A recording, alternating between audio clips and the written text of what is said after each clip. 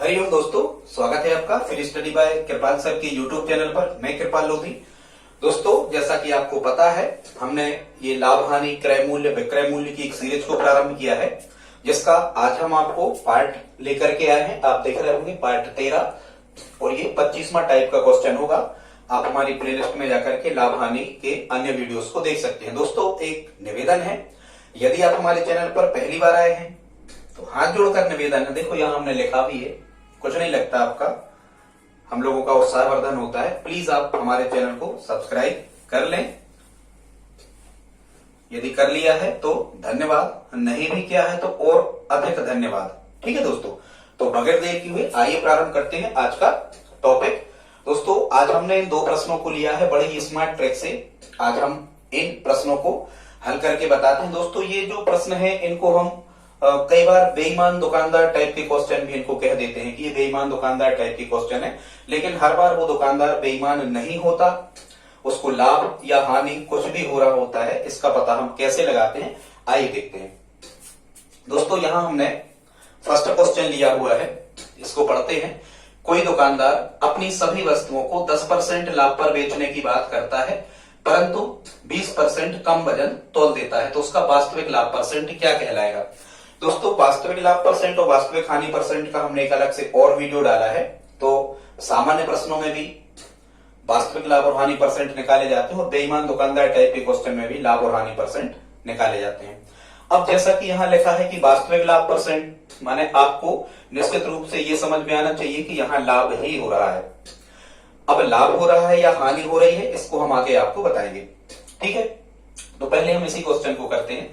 अब दोस्तों, कई प्रश्न ऐसे होते हैं, इन प्रश्नों को हम बिना सिर पैर के क्वेश्चन भी कहते हैं, क्योंकि इनमें कुछ रुपया वगैरह क्रय मूल्य विक्रय मूल्य आदि कुछ भी नहीं लिखा होता है।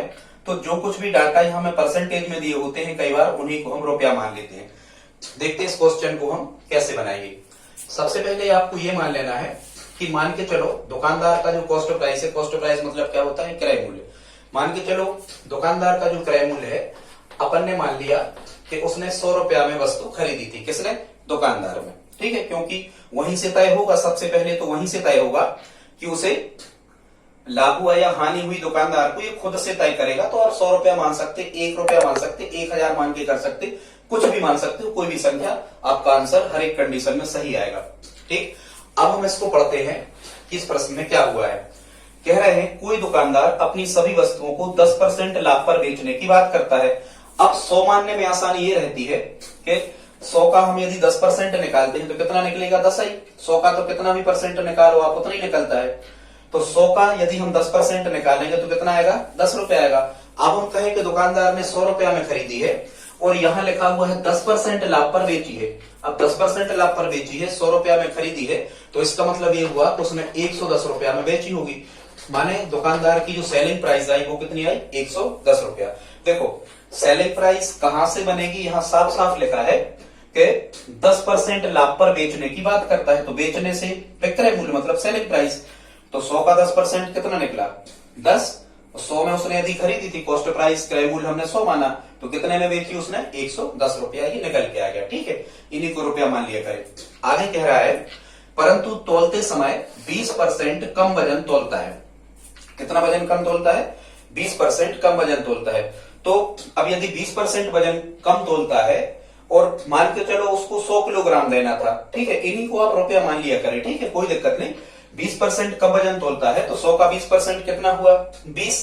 मतलब 20% कम वजन तोलता है तो ये 20% हम माइनस करेंगे। मतलब जो कॉस्ट प्राइस किसकी? ग्राहक ने जो खरीदी होगी, तो ग्राहक ने खरीदी होगी 100 ग्राम की जगह या 100 रुपया की वस्तु की जगह 20% कम, माने 100 में से 20 गए, कितने बचे? 80 रुपया। इन्हीं को रुपया मान लो। तो ये कॉस्ट प्राइस हो गई किसकी? ग्राहक की। अब यहीं से तय होता है कि उस व्यक्ति को, जो दुकानदार था, उसे लाभ हुआ या हानि हुई। तो इन्हीं दो राशियों से आप तय कर लिया करें। अब आप खुद देखो, सेलिंग प्राइस कितनी है? 110 रुपया। मतलब 110 रुपया वो वस्तु बेची है और खरीदी कितने में थी उसने? दुकानदार ने 80 रुपया में। कितने में खरीदी थी? 80 रुपया। मतलब लास्ट कॉस्ट प्राइस जो आ गई वो कितनी आ गई? 80 रुपया। मतलब यहां से हमें समझ में आता है कि 110 में से, मतलब सेलिंग प्राइस में से, विक्रय मूल्य में से कॉस्ट प्राइस माने क्रय मूल्य हम घटाएंगे तो 110 में से 80 रुपया, चूंकि विक्रय मूल्य ज्यादा है 110 में से 80 घटाया तो कितना मिला 30 रुपया। तो ये 30 रुपया उसे क्या हुआ दोस्तों, ये 30 रुपया उसे क्या हुआ, लाभ हुआ। अब आपको पता होना चाहिए यदि लाभ हुआ है तो आप अब वास्तविक लाभ परसेंट निकाल सकते हो। वास्तविक लाभ परसेंट कोई अलग से नहीं होता, वो लाभ परसेंट ही कहलाता है। तो जैसा कि आपको पता है दोस्तों कि लाभ परसेंट का फार्मूला क्या होता है, लाभ परसेंट का फार्मूला होता है 100 गुणा लाभ या लाभ गुणा 100 बटे क्रय मूल्य। मतलब ये गणना काय पे होती है, क्रय मूल्य पर होती है। हमेशा लाभ और हानि परसेंट की गणना क्रय मूल्य पर होती है। तो क्रय मूल्य कहाँ आता है, नीचे आता है। अब हमें लाभ परसेंट निकालना है तो लाभ भी मिल गया 30 रुपया का और क्रय मूल्य कितना था, सेलिंग प्राइस 80 रुपया। ये माना इस फार्मूला में रख दो, ठीक। क्योंकि ग्राहक ने मान के चलो वो 80 में खरीदी थी, या हम कहें कि दुकानदार ने 80 रुपया में खरीदी थी, कोई अंतर नहीं पड़ता। यहाँ एसपी लिखा है सेलिंग प्राइस और यहाँ कॉस्ट प्राइस लिखा, कॉस्ट प्राइस ही नीचे आती है। आप बिल्कुल यहाँ दिमाग नहीं लगाना।